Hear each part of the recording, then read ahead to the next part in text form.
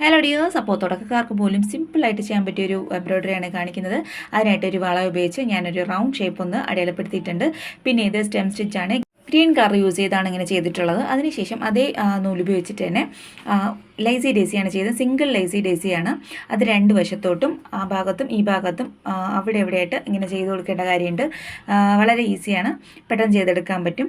പിന്നീട് ഫ്രഞ്ച് നോട്ടാണ് ചെയ്യുന്നത്. അപ്പോൾ ഫ്രഞ്ച് നോട്ട് എങ്ങനെ ലേസി ഡേസി എങ്ങനെയാണെന്നുള്ളതൊക്കെ ഞാനൊരു ലോങ് വീഡിയോ ചെയ്തിട്ടുണ്ട്. അതിൻ്റെ ലിങ്ക് വേണമെങ്കിൽ ഞാൻ കമൻറ്റ് ബോക്സിൽ പിൻ ചെയ്തേക്കാം. പിന്നീട് ഞാൻ ഫ്രഞ്ച് നോട്ട് ഇതുപോലെ ചെയ്തെടുക്കുന്നുണ്ട്. ബ്ലൂ കളറും പിങ്ക് കളറും ഉപയോഗിച്ചിട്ടാണ് ഫ്രഞ്ച് നോട്ട് ചെയ്തിട്ടുള്ളത്. അപ്പോൾ ഇതിൻ്റെ ഡീറ്റെയിൽഡ് വീഡിയോ വേണമെന്നുണ്ടെങ്കിൽ എൻ്റെ ചാനൽ നെയിമിൻ്റെ തൊട്ട് താഴെ ടച്ച് ചെയ്താൽ നിങ്ങൾക്ക് കാണാൻ പറ്റും.